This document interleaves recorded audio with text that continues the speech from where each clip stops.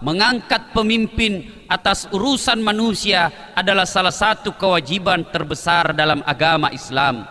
Dipandang dari hadis tadi, maka partisipasi umat Islam dalam memilih pemimpin merupakan suatu bagian ibadah kepada Allah Subhanahu wa taala, dan harus disadari bahwa keikutsertaan itu akan dipertanggungjawabkan di dunia dan di akhirat kelak.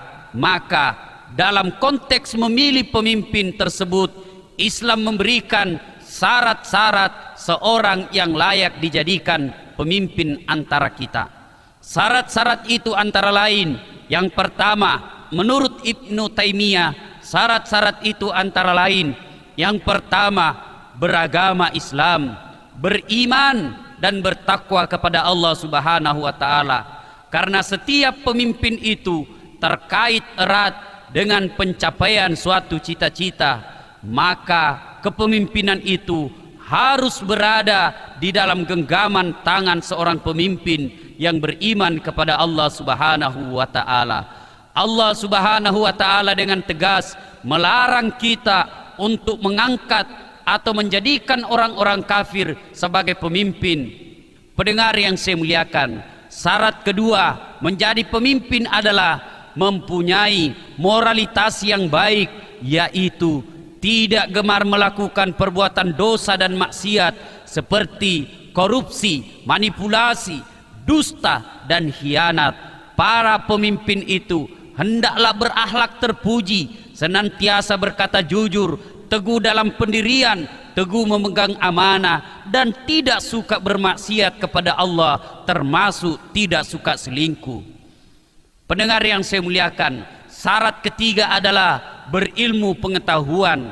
Selayaknya seorang yang dipilih sebagai pemimpin mempunyai pengetahuan yang mencakup pengetahuan tentang administrasi negara, pengetahuan tentang politik, pengetahuan tentang hukum, dan yang terpenting adalah pengetahuan tentang aturan-aturan agama Allah. Allah Subhanahu wa taala menggambarkan prototipe pemimpin seperti itu dalam Al-Quran. Berkata Yusuf, jadikanlah aku bendaharawan negara Mesir, sesungguhnya aku adalah orang-orang yang pandai menjaga lagi berpengetahuan.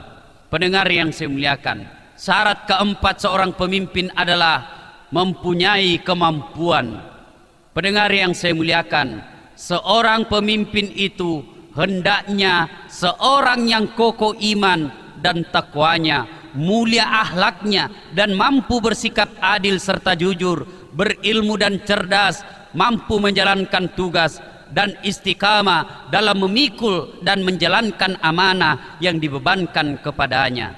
Sehat jasmani dan rohaninya, dan ia harus memiliki kemampuan dan keberanian untuk menegakkan keadilan serta melaksanakan amar ma'ruf nahi mungkar. Pendengar yang saya muliakan, syarat kelima seorang pemimpin adalah mempunyai kepedulian yang tinggi terhadap rakyat dan mempunyai sifat kasih sayang.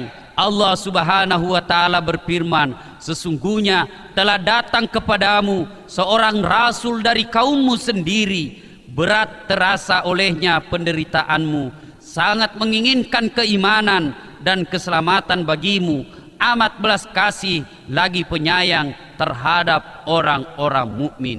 Dari ayat ini sesungguhnya kita dapat memahami bahwa pemimpin yang baik itu adalah mereka yang beriman kepada Allah, punya pengetahuan dan berakhlak mulia, serta memiliki kasih sayang kepada sesama hamba Allah.